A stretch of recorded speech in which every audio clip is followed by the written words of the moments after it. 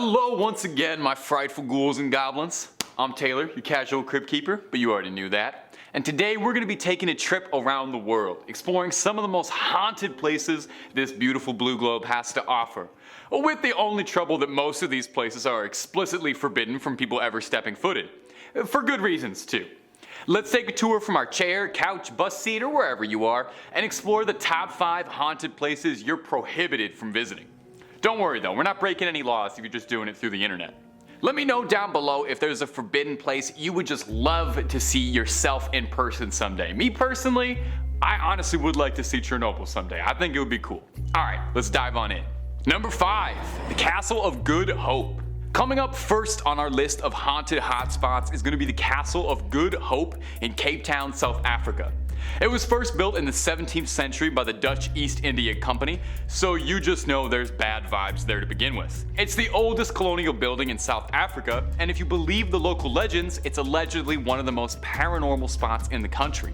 The first reported paranormal sighting from the castle came from 1915, when a tall, pale, mysterious man dressed in black, he sounds familiar, whose attire didn't match the era at all, country or anything, appeared seemingly out of nowhere, walking alongside one of the castle's ramparts before vanishing as soon as he appeared. Now that's pretty weird, definitely, not quite enough to label a place haunted, but it was a one-off incident, right? Well, in 1947, this same strange man kept appearing, making regular visits for weeks on end. He'd be jumping off the castle's walls, seemingly plummeting to his doom, only to reappear again to do it all again. I gotta be honest, he sounds kinda sick, all things considered. Sounds like he just wants to bungee jump and vibe out as a ghost. Another popular story from the castle is that of former governor, one Peter Giesbert van Noot. Whew, you try saying that 5 times fast. He passed in the castle on the 23rd of April, 1728, the same day he had sentenced 7 army deserters to the death sentence. The legend has it that one of these soldiers hexed him and demanded he face him and watch the execution. Van Noot was apparently a bit squeamish and refused the invitation, and later that day was found dead at his desk, slumped over. And some believe his ghost still wanders the castle's halls. And there were more ghosts I couldn't even fit into this one video because there's so many hauntings from this place. I recommend you read up about it afterwards. And if you want way more videos about haunted spots, ghosts, goblins, aliens, cryptids, conspiracies, true stories, fake stories, we got all of that and then some. So click through on Top 5 Scary, find something to watch, something to fall asleep to, I don't judge. Stay subscribed, stay scared, but stay watching this video. We worked hard on it. Alright, moving on through. Number 4, the Chernobyl Exclusion Zone. Maybe this one's a bit of an obvious pick, but our next entry is going to be the infamous Chernobyl Exclusion Zone, the real-life, post-apocalyptic wasteland of Pripyat. Have you ever heard the word canopsia? Maybe not. I don't even know if I'm pronouncing that right. I only learned this word today. But it refers to a feeling of seeing an atmosphere that you know is supposed to be populated, but isn't. And I feel like that word definitely applies to Chernobyl, or like liminal is a very good feeling too. It is kind of a liminal space, because you see all of these buildings and you can imagine a life happening there, but it's frozen in time. The Chernobyl blast would be enough to cover a whole video and then some. I heard there was a very good HBO series about it. And trying to cover it in under 2 minutes would be foolhardy, so here's the super quick Coles Note versions, is that a late night safety test simulating a station blackout power failure ended up starting a huge blast, which eventually threw radioactive material that blew all over Pripyat and the surrounding areas, causing everyone to have to pick up everything and evacuate, never to return. 50,000 people used to live here, and now it's a ghost town. And yeah, I'm not gonna lie, I only know that line from COD 4. All gillied up, best level in the series. That one's just for my gamers out there. Now you can actually visit Chernobyl, although they don't really recommend you do. You know, it's not a fun hotspot for tourism or anything. People who delve into the zone for recreation, or to find things, are called stalkers, named after the Tarkovsky movie of the same name, revolving around visits to a strange zone, and not the video game Stalker, where bandits raid the apocalyptic zone, although you would be forgiven for thinking that. Visiting the zone is no easy task. For one, it's recommended that you absolutely go with a guide or someone who knows the area very well, and then come all the requirements. You mustn't touch anything whatsoever. No vegetation, There are wild dogs that live in Chernobyl, and they're very cute, but you can't touch them at all because there could be traces of radiation in their fur.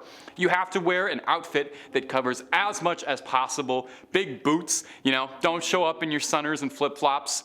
They recommend wearing a mask too to avoid inhaling any dust or any of the radioactive particles that could still be floating around in the air. Real life radiation, not half as fun as the comic books. You are very unlikely to come out of here with any web slinging superpowers. More likely just gonna have a bad cough and your family's gonna get real sad. You're asked not to enter any buildings because some are so degraded that they could collapse literally at any minute with the wrong pressure applied somewhere, and then you're just another tragedy. Now, I've never been, but from pictures, Chernobyl genuinely seems unreal, like it's not part of the world, It seems like it's something out of a movie or a video game, but it's this harrowing, soul-crushing reflection of our reality, a stark warning on the dangers of nuclear power, and a grim reminder that your life as you know it can be upended forever in but a moment. Number 3. Mausoleum of the first Qin Emperor, Qin Shi Huang. The tomb of former Emperor of China, Qin Shi Huang, is notable for many reasons. Maybe it was because in 1974, when farmers from the Shaanxi province were digging a well, they discovered hundreds upon hundreds of terracotta soldiers, complete with horses, chariots, officers, infantry, a court, I think even some bears, oh my. They discovered one of the world's greatest archaeological wonders, 2,000 terracotta soldiers in Qin Shi Huang's tomb. The tomb was built like this basically to serve as history's most impressive flex. Qin Shi Huang wanted to make it good and clear that even in death, he held more might and more power than anyone could ever imagine. You know that saying, you can't take it with you? Well, he wanted to take it with him. He wanted his own army to serve him in the afterlife. The wild part about this is we don't even know how far it goes, since it still hasn't fully been uncovered, even all these years later. Those thousands of terracotta soldiers might just be the first wave of guys. While he reigned, Qin Shi Huang wanted to make very sure that his tomb was a good approximation of his legacy, so thousands of laborers worked tirelessly for decades to create an emperor's tomb. They think that 700,000 laborers worked on this for 40 years.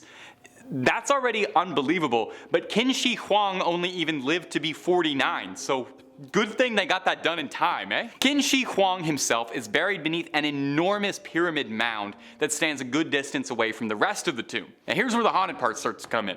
According to historians, this central tomb contains treasures and wondrous objects he attained during his life, including a flowing river of pure mercury, which doesn't really sound like the greatest idea, but back then they thought that made you immortal. Soil testing the nearby areas does have elevated levels of mercury, so that might actually be true. No one is too eager to check though, since it sounds like Qin Shi Huang kitted this place out to keep any would-be Nathan Drakes or Lara Crofts from raiding this uncharted tomb. It's said that it's got ancient ballistas and all sorts of traps, like mechanisms that'll fire arrows at potential grave robbers, and hey, that mercury vapor probably isn't doing you any favors, so don't try to breathe that in. In any case, the Chinese government has been in no rush to explore what's down there. It's best to let the sleeping dead lie, especially when the sleeping dead has thousands of personal bodyguards, and it's probably haunted, let's be real. Number 2. Snake Island. Our next entry, Isla de Quimada Grande, is formally dubbed as Snake Island, which really should tell you right off the bat that whatever I'm about to describe is not a friendly place. Traditionally, places are only named things like Snake Island if they're filled to bursting with snakes, or if they're home to like a snake-themed supervillain or something. I'm pretty sure the guys who fought G.I. Joe lived on Snake Island.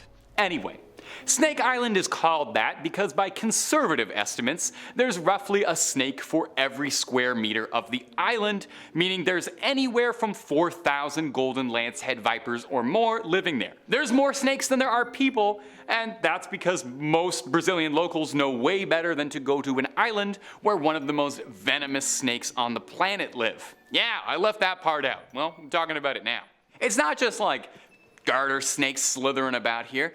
Isla de Quimada Grande is home to the golden lancehead, a beautiful creature in its own right that just happens to be one of the most lethal bites to humans.